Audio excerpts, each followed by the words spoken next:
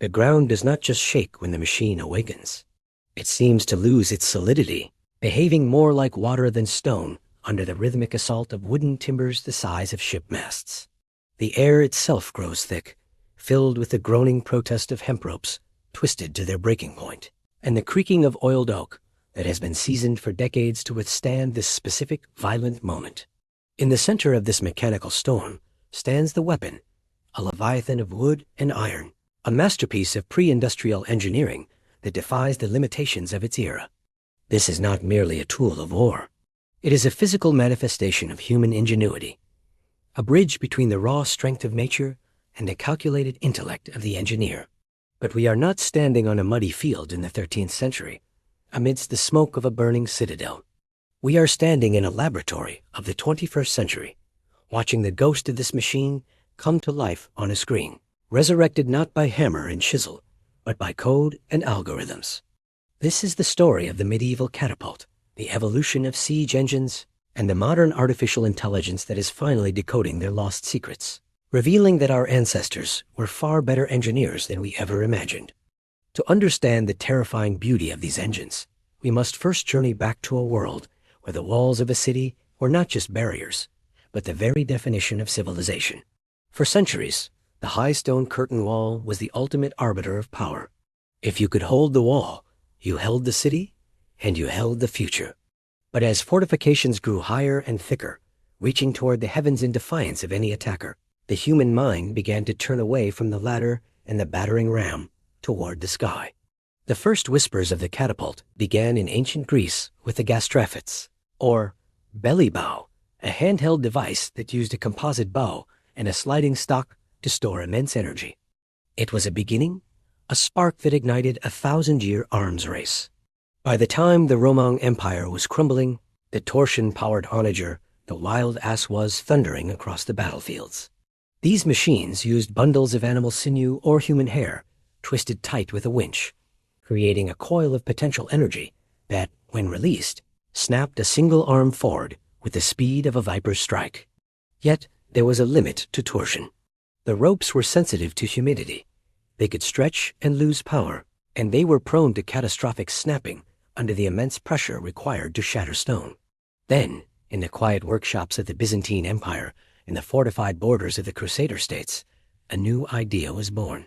It was a shift from the coiled power of a spring to the relentless, unyielding pull of gravity. This was the birth of the trebuchet, the king of siege engines, and it is here that our story truly deepens.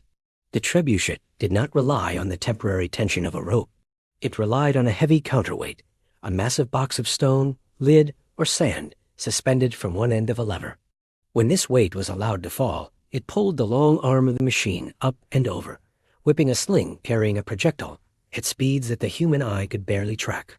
The physics seem simple today, but in the Middle Ages, discovering the perfect ratio between the counterweight, the throwing arm, and the sling was a dark art, guarded closely by master engineers who were often treated like wizards. These engineers, men like the mysterious architect who designed Warwolf for Edward I during the siege of Stirling Castle in 1304, understood leverage and trajectory in a way that modern physics is only now fully appreciating. But history is cruel to memory.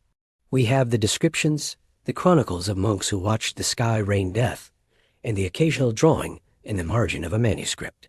We do not, however, have the blueprints. We do not have the operating manuals. For centuries, historians and archaeologists looked at the faded sketches of medieval engineers like Villard de Hanecourt with confusion. The drawings were schematic, often lacking dimensions, showing a trapezoid here or a beam there, but lacking the critical details that make a machine work. How long was the beam? What was the precise angle of the pin that released the sling? What material was used for the trigger mechanism?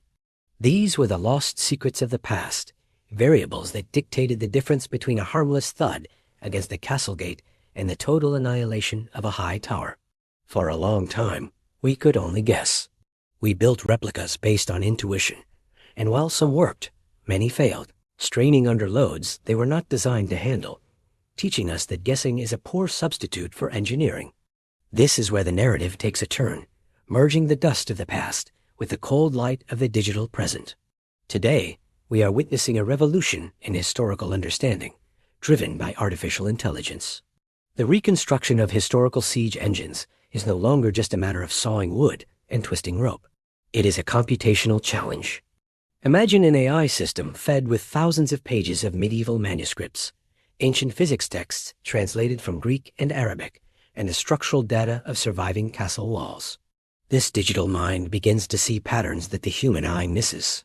It analyzes the strain on a virtual beam, simulating the airflow around a projectile as it spins through the virtual air, and calculates the exact moment of release required to maximize range. It is an AI reconstruction, a digital resurrection that allows us to test theories without the risk of crushing a human operator or wasting months of labor on a failed design. The AI approaches the problem as an optimization task. It knows that a trebuchet is essentially an energy conversion device. It takes the potential energy stored in the heavy counterweight and converts it into the kinetic energy of the projectile. The efficiency of this conversion depends on hundreds of minute factors. The AI can simulate millions of variations in a matter of hours. It can test a counterweight of 5 tons versus 5.5 tons. It can lengthen the throwing arm by a single inch and see how that changes the trajectory of a 300-pound stone. It allows us to look over the shoulder of the medieval engineer and understand the compromises they had to make. We see, through the simulation, that they often push their materials to the absolute limit.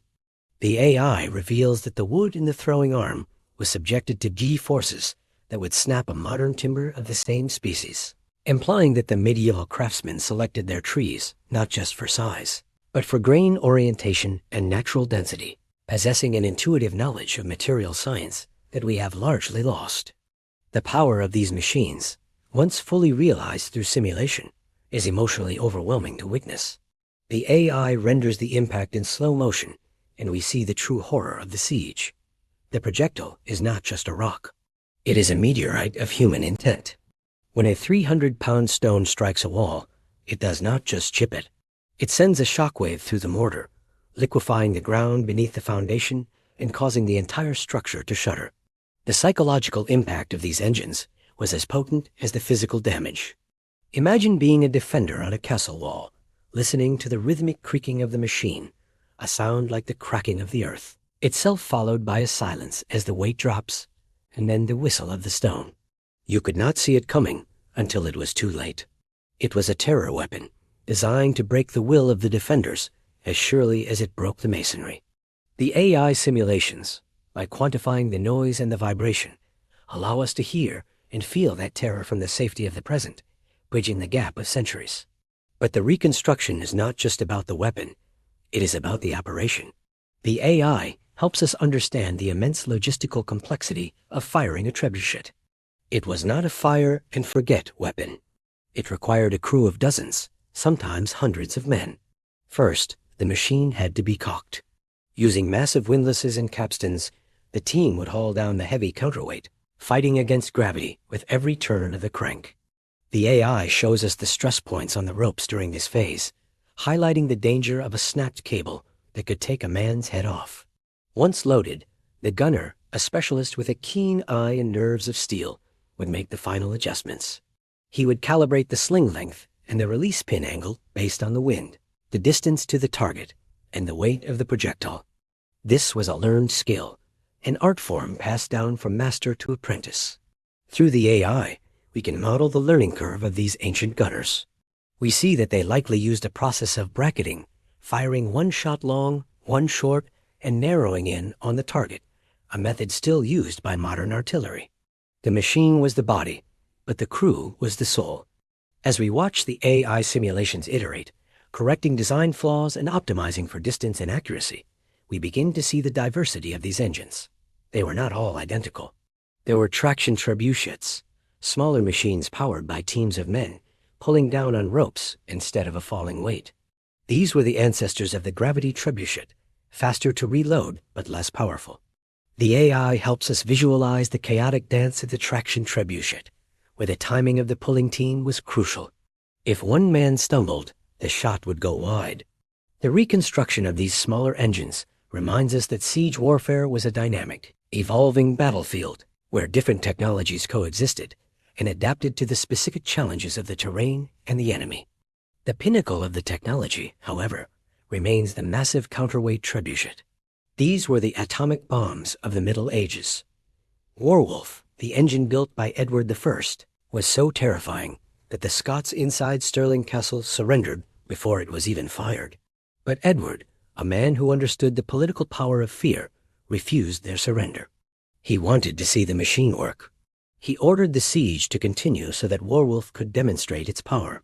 The AI reconstruction of Warwolf suggests a machine of staggering proportions, likely capable of hurling projectiles weighing nearly a quarter of a ton over 300 yards.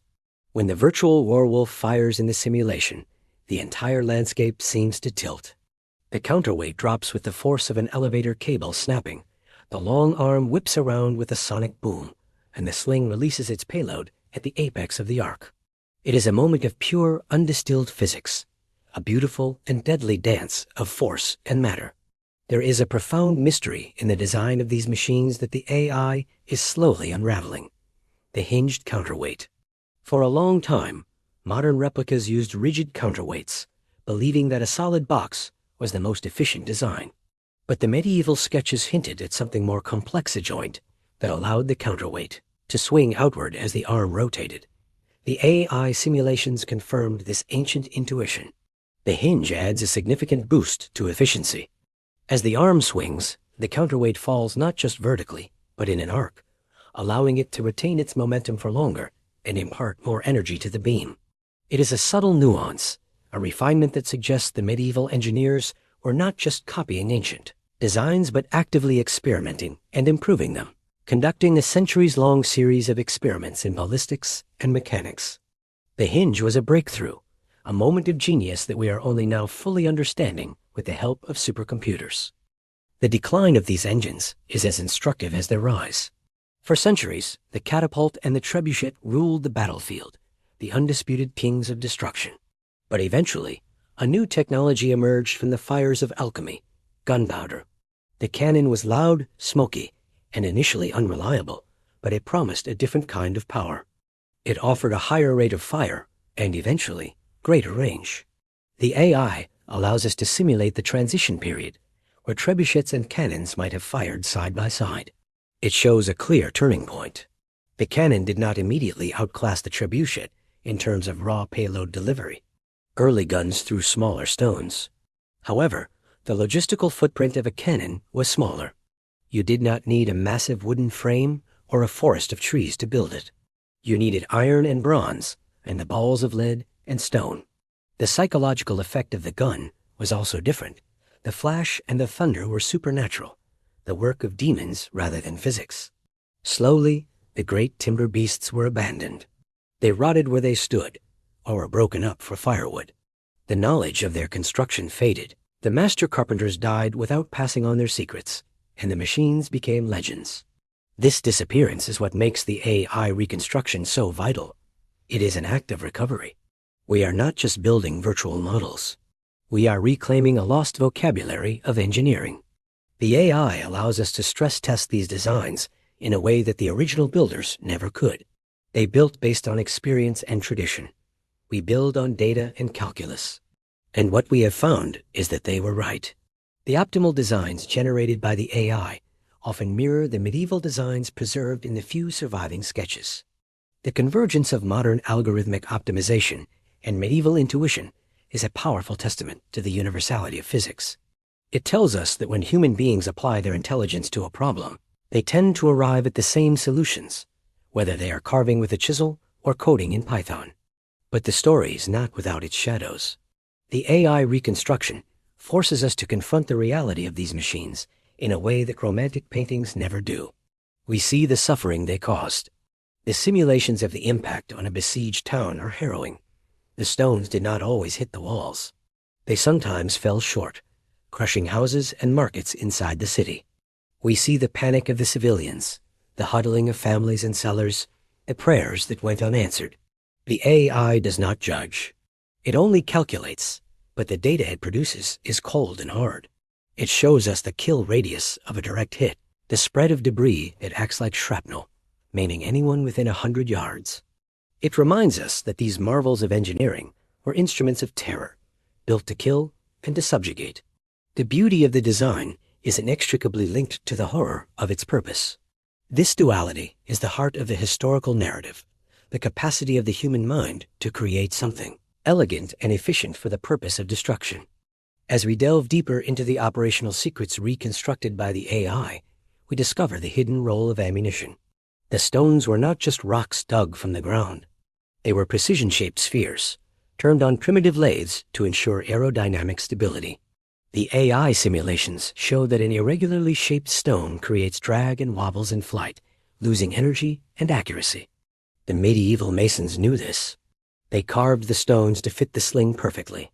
The AI even suggests that they might have experimented with different densities of stone, preferring limestone for its weight and ease of carving, or sandstone, which would shatter on impact, creating deadly secondary fragmentation. There are even accounts of biological warfare, projectiles, boxes of rotting meat, beehives, or even the severed heads of enemies hurled over the walls to spread disease and despair. The AI models the trajectory of these lighter projectiles, showing that they had to be fired with a different pin setting, requiring the gunner to adjust the machine rapidly, a testament to the versatility of the engine. The reconstruction also sheds light on the construction of the machines themselves. The AI analyzed the stress loads on the timber frame and identified the A-frame as the most critical structural element. This massive triangular structure supported the axle of the throwing arm. The AI revealed that the forces here were so immense that if the wood were not perfectly aligned, the frame would explode under the tension. This explains why medieval accounts describe the construction of a trebuchet as a community event, requiring the felling of the largest trees in the region and the work of master carpenters for weeks. The joints were not nailed. They were lapped and pegged with hardwood dowels, creating a flexible yet immensely strong bond that could absorb the shock of firing. The AI visualizes this flex, showing the entire frame bending and twisting with every shot, breathing like a living creature, then snapping back into place, ready for the next load. It is a display of resilience that modern rigid structures often lack.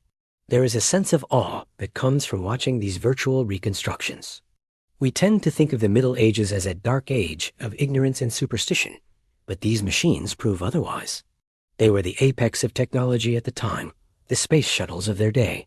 They required an understanding of mathematics, materials, and physics that we are only now fully appreciating. The AI serves as a time machine, allowing us to strip away the myths and see the raw brilliance of our ancestors. It corrects the biases of historians who dismiss the accuracy of these engines. The AI proves that, with a skilled crew and a well-built machine, a trebuchet could hit a specific window in a castle wall repeatedly, a feat of precision that borders on the unbelievable. Furthermore, the AI reconstruction solves the mystery of the floating arm trebuchet. Some later medieval designs show the throwing arm attached to the axle by a hinge rather than fixed rigidly. For years, this puzzled engineers. Why would you want your arm to wobble? The AI provided the answer.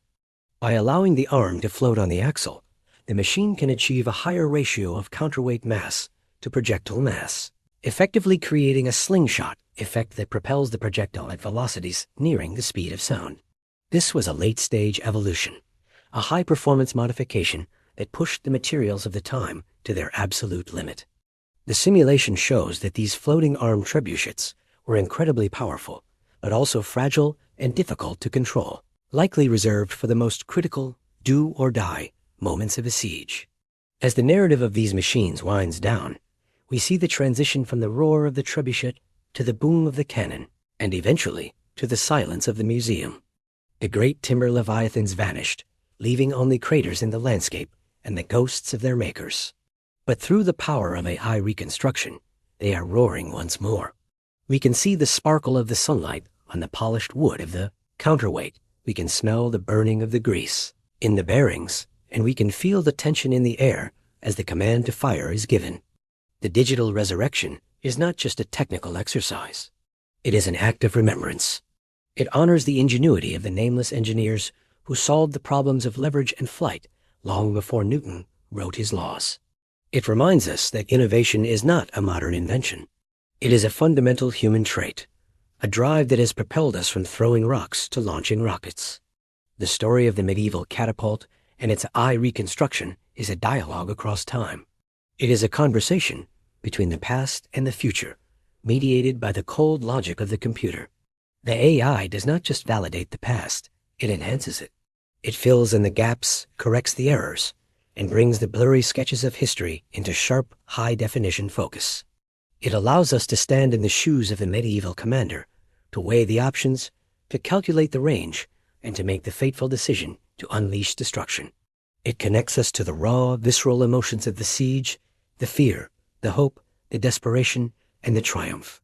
In the final analysis, these machines were more than just engines of war. They were symbols of human dominance over the physical world.